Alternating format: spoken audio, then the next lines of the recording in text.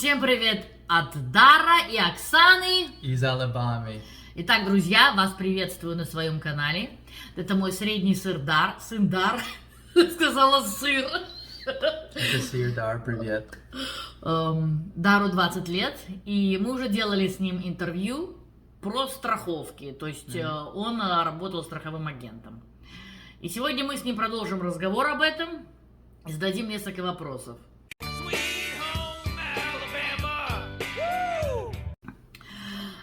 Okay, Dar, you used to work for one company and you switched companies. Please explain why did you do that? Yes, so I did work at another company and I did switch companies. And while I learned a lot over there, the reason I switched is because I felt truly limited. I was in a situation where I could only offer one company's products at the time, right? So, I mean, sometimes I would sit down with the family and whenever I'm showing them might not be the best solution for them, but I still kind of have to push it, right? If I wanted to make money. So I just felt limited in that aspect of it.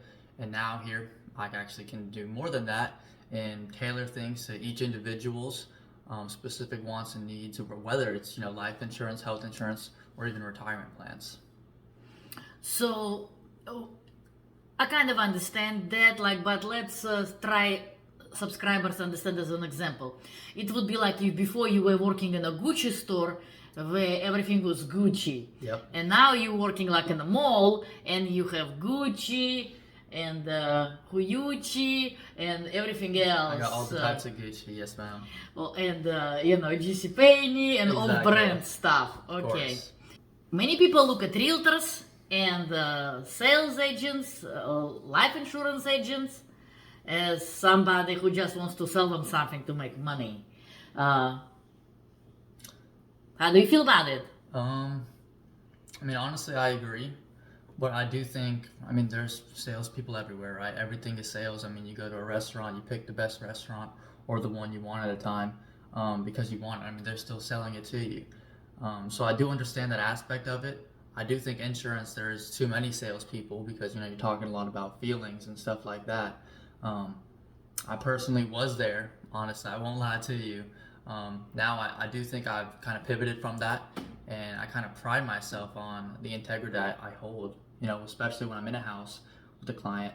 I walk away from so many sales. Just recently, actually this week, I was sitting down with a client and he owned multiple properties. He was by no means in a bad situation. His memorial was already paid for, right? And he told me, I don't want to leave any money to my kids. I've already given all my kids way more than enough, right? So he doesn't want to leave any extra money behind. He has way more than enough money. They can fight over his inheritance. And he was still actually going to buy what I showed him at the end, right? Because I still showed him two options I would recommend. And he was like, let's do option 2, right? And I was like, honestly, I would feel bad if you got this option because you don't need it. But you see, yeah. Hold on, but how did you find that guy? If you came to his house, it means he clicked something on a website, he wanted to learn about your company. Yeah, he wanted some more information on some health and life insurance. He particularly just wanted some health insurance, right? So while I got there, I showed him everything, of course. But when life insurance wise, he really didn't need anything, right? And probably, a couple months ago, I probably still would have sold that guy a life insurance policy. I won't lie to you. But if he doesn't need it, now I'm comfortable with just walking away from something like that. So I understand why people see that, but not everyone is like that,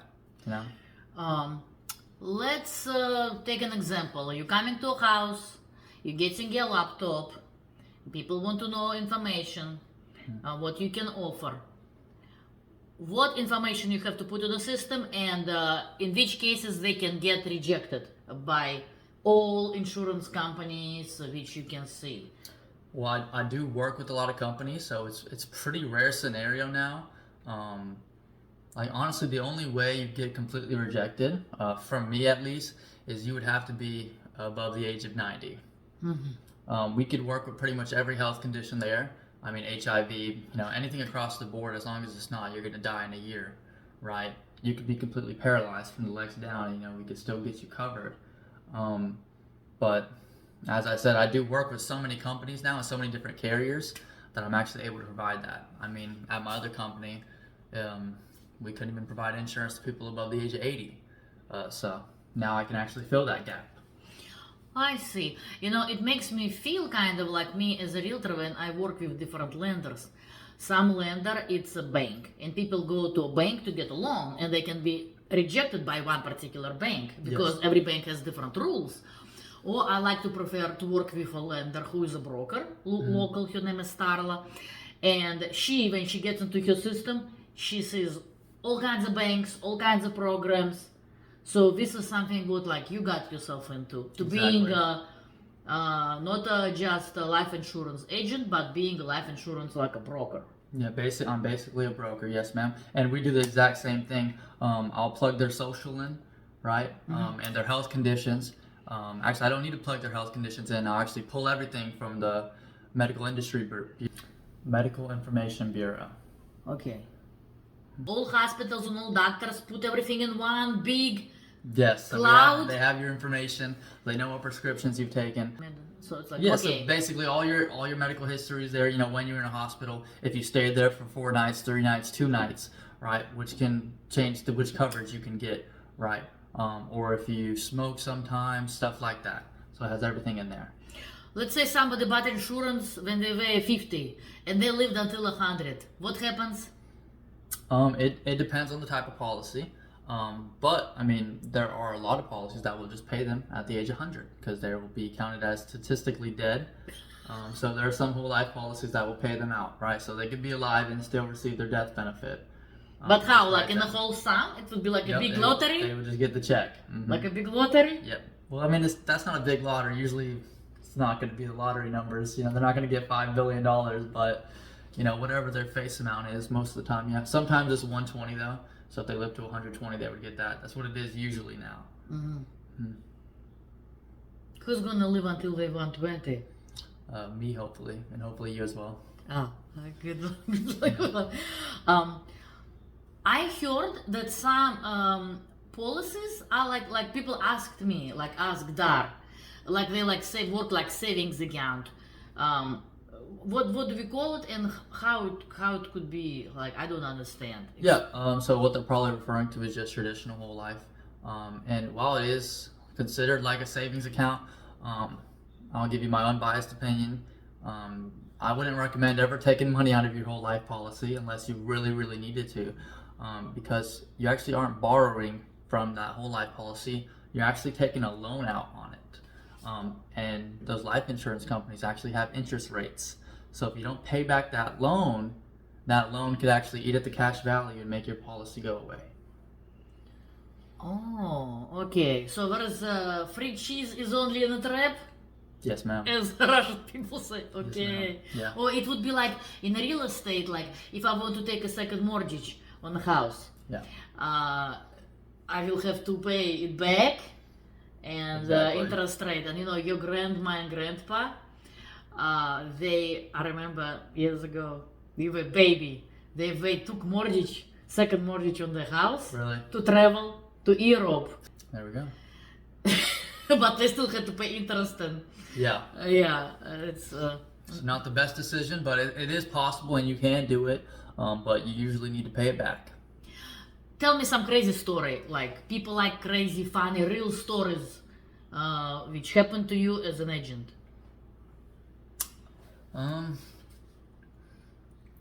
Did anybody try to do lap dance on you or pull a gun on you or? Oh yeah, I've had multiple guns pulled on me.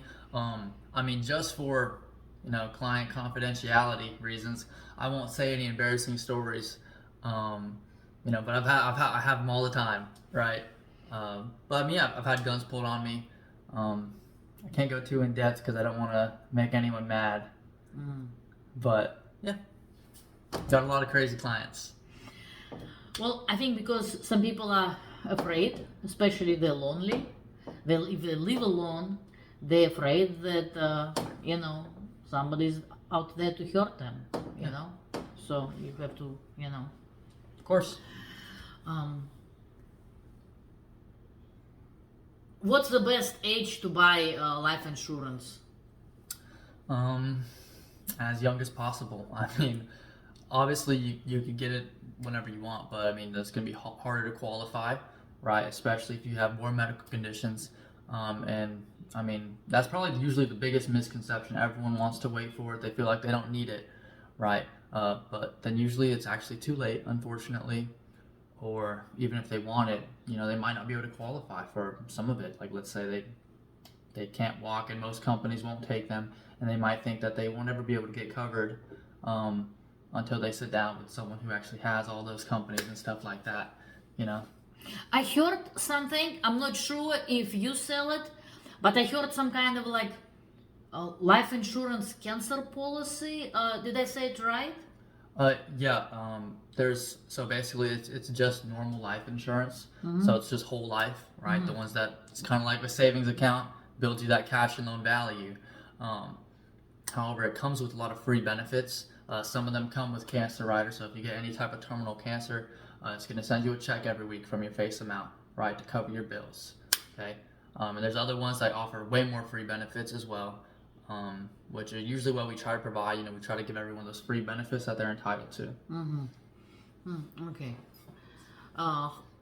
Just out of curiosity, when you go to people's house, they usually know they tried to get information, but how long you can spend at their house to get them on a policy, because you have to explain them, put the information in, 1 hour, 3 hours. What was your longest and what was your shortest?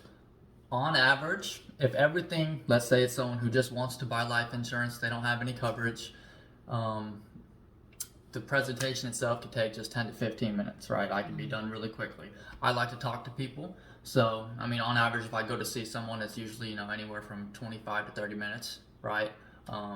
But if they already have a policy and I'm doing a policy review, right, making sure they have all the free benefits they're entitled to, sometimes actually just recently I probably was in the house for long. I got there at 10:40 in the morning, and I left their house at 2 o'clock in the evening. So I was there for a while. Do people offer you drink or something? Yep, almost every house I go into, I get offered drinks, candy, snacks. So we're usually pretty nice, but we are in the South, you know, everyone's pretty hospitable. Yes, remember, South. Alabama is South and hospitality. Yes, ma'am. So yeah, everyone offers stuff, and that's pretty much it. Do people like to ask you questions about yourself, or like do you actually start talking about you? Do they want to know about you? This goes back to the selling question earlier. I mean, as I said, I don't feel like I sell any type of insurance at all. I don't even consider myself a salesperson, right? All I do is help people, and I do sell myself in a way, because obviously I talk about myself, and I like my clients. I end up liking my clients, and usually they end up liking me at least a little bit, right? So I mean, yeah, I guess I always talk about myself. They usually ask like 1 or 2 questions, but even if they don't ask, I'll go on a tangent about myself, because, you know, I like to talk, right? Yes. Where do you see yourself in the future? 120 years old and super rich. I'm just kidding. No, with life insurance is what I think you're saying. Well, I don't intend to sell insurance for the rest of my life, right? And I've seen so many, I don't want to say corrupt, but I've seen so many people just chasing a sale, right? So many salespeople in this industry, which I personally disagree with, right? And that's not saying, you know, I'm hating on the industry. It's just my own personal beliefs and morals, right? So I do want to build an agency. I want to build my own team of people who aren't salespeople and people who are just genuinely trying to make an impact on people's lives, right? Just helping people make that financial decision, not forcing them into one or trying to make some money, right? So I want to make a team that can pride themselves on integrity and really their morals and ethics. Thank you. Yes, ma'am. Anything else? Yes, tell people about your hobbies. My hobbies? Yeah, what do you do on the free time? So I go to the gym, I read books, and play a little bit of video games. And that sums me up, really. No. And I play sports. I really do everything. I'm basically a master class around here, so. So yeah, I'm a master class of everything.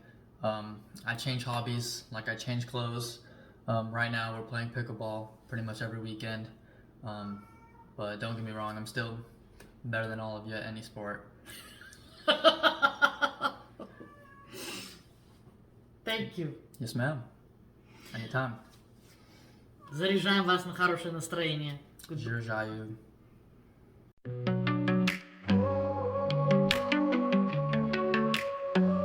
На юге США, там где солнце тьма, живет риэлтор Оксана из Алабамы.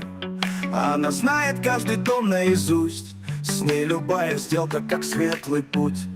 Оксана ведет торги как мастер меча, улыбка лучится с ее лица.